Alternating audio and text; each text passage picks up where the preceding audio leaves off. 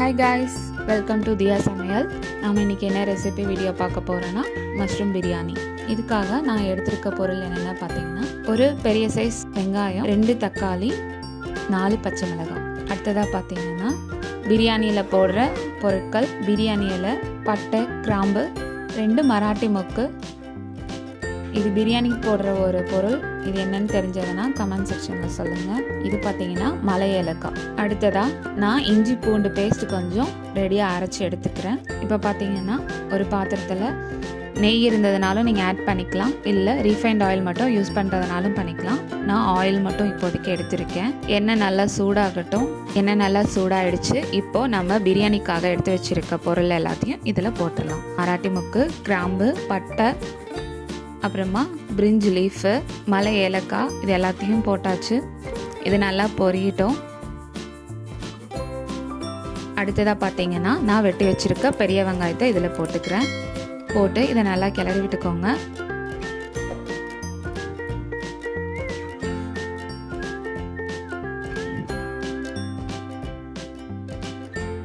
Onion நல்லா fry ஆகட்டும் ஆயிலில்.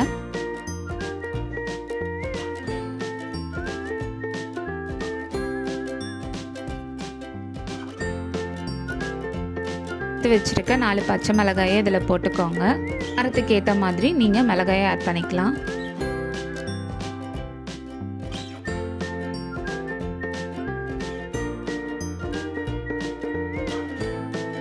வெங்காயம் நல்லா ஃப்ரை ஆகிறதுக்காக உப்பு ஆட் பண்ணுறேன். இதில் அரைச்ச மிளகாத்தூள் 2 ஸ்பூன் ஆட் பண்ணுறேன். மிளகாத்தூள் இப்போவே போட்டிங்கன்னா ஆயிலோட நல்லா மிக்ஸ் ஆகி அது ஒரு தனி கலர் கொடுக்கும்.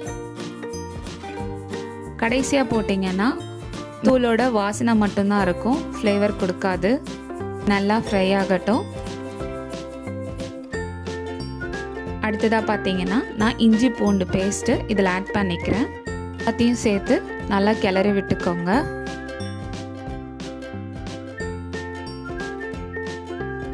பார்த்தீங்கன்னா நல்லா இஞ்சி பூண்டு பேஸ்ட்டு அப்புறம் வெங்காயம் இதெல்லாம் சேர்ந்து நல்லா மிக்ஸ் ஆகிடுச்சு.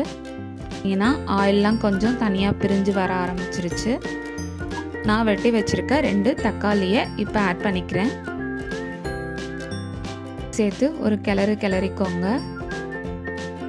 நல்லா வதங்கட்டும். 2லேருந்து 5 நிமிஷம் நல்லா வதக்கி விட்டுக்கோங்க. இதை பார்த்தீங்கன்னா நான் கொஞ்சம் கருவேப்பிலையை ஆட் பண்ணுறேன். பார்த்தீங்கன்னா நான் 2 பேக்கெட் காளான் நல்லா க்ளீன் பண்ணி வெட்டி வச்சுருக்கேன்.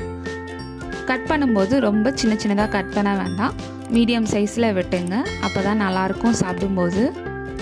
நான் இந்த தக்காளி வெங்காயம்லாம் வதக்கி வச்சுருக்கிறதோட ஆட் பண்ணுறேன். ஒரு கிளறிக்கோங்க.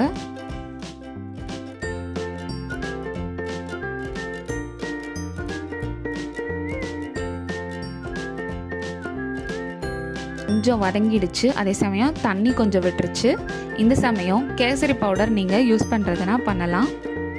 காளானும் வதங்கின அப்புறம் லேசாக தண்ணி விடும். ஸோ நீங்கள் அரிசி போட்ட அப்புறம் தண்ணி பார்த்து நீங்கள் அதுக்கேற்ற மாதிரி ஊற்றுங்க. அடுத்ததாக நான் பிரியாணி மசால் இதில் கொஞ்சம் ஆட் பண்ணுறேன். போட்டு எல்லாத்தையுமே நல்லா கிளறி விட்டுக்கோங்க.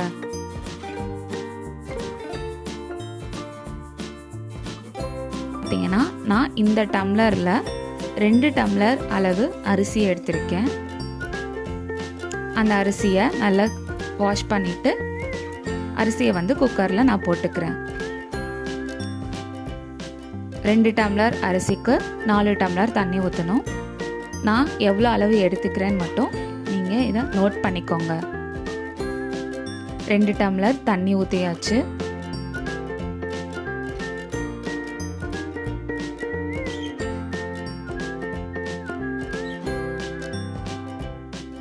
மொத்தமாக நான் இந்த பாத்திரத்தில் 3 டம்ளர் தண்ணி எடுத்திருக்கேன்.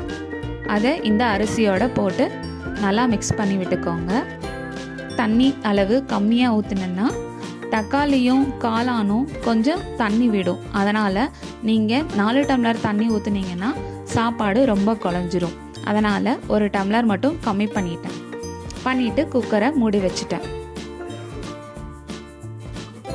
விசில் போன அப்புறம் நான் குக்கரை ஓப்பன் பண்ணிட்டேன். இப்போ பார்த்தீங்கன்னா சூப்பராக காளான் பிரியாணி ரெடி ஆயிடுச்சு. ஒரு கரண்டி வச்சு கீழேருந்து மேலாக நல்லா பரட்டி விட்டுக்கோங்க. அப்போ தான் மசாலா எல்லாமே ரைஸோட எல்லாம் கலக்கும். வடை நல்லா உடச்சி விட்டுக்கோங்க. பார்த்தீங்கன்னா அரிசி ரொம்ப குழஞ்சிடாம கொஞ்சம் உதிரி உதிரியாக வந்திருக்கு. அவ்வளோதான் கைஸ், சிம்பிளான காளான் பிரியாணி ரெடி. உங்கள் வீட்லேயும் ட்ரை பண்ணி பார்த்துட்டு எங்களுக்கு கமெண்ட்ஸில் சொல்லுங்கள். தேங்க்ஸ் ஃபார் வாட்சிங். பை.